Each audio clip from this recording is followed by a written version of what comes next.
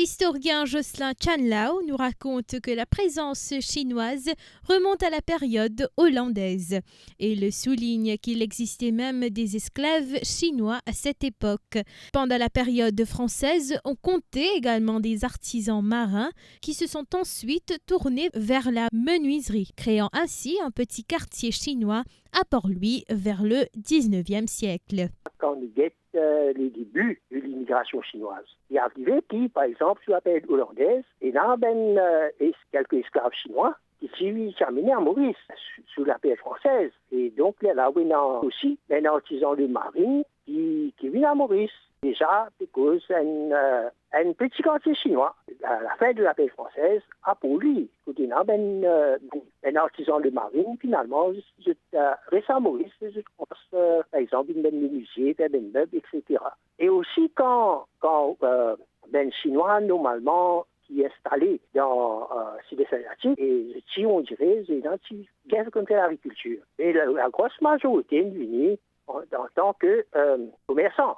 Il explique également qu'à la suite de la grande guerre de l'opium et de la révolte de Taiping en Chine, ce sont les Hakka qui sont venus à Maurice, devenant ainsi majoritaires au sein de la population d'origine chinoise. Mais surtout, l'important, c'est qui raison, c'est parce que dans la grande, d'abord dans la guerre de l'opium entre la Chine et l'Angleterre, ensuite dans la grande révolte de Taiping, et donc il y a une persécution notamment Hakka, à la base de la grande révolte, et aussi les autres groupes. C'est pour ça qu'il amène certains dans la révolte de Taiping, c'était une grande catastrophe dans une certaine mesure, parce qu'il fait beaucoup de problèmes économiques, socio-économiques dans la Chine.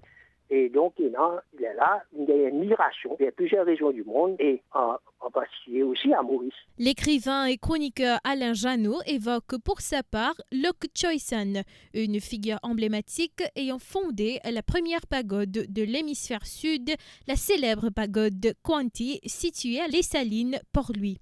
Cet édifice, inauguré le 29 janvier 1842 et conservé avec soin, témoigne de la contribution culturelle et spirituelle de la communauté chinoise à Maurice. Nous pas pour capable cause l'histoire immigration chinoise à Maurice sans nous faire référence à Aimé Choy-san ou Lok Choy-sin, dépendant comment nous appelle-li. Il tient un ressortissant chinois très responsable qui tient installé à Maurice depuis le début du 19e siècle. Lok Choy-sin a le mérite d'avoir fait construire ici le plus vieux pagode de l'hémisphère sud. Et ça, pagode de Kwanti qui trouve à Les Salines et qui mérite le détour.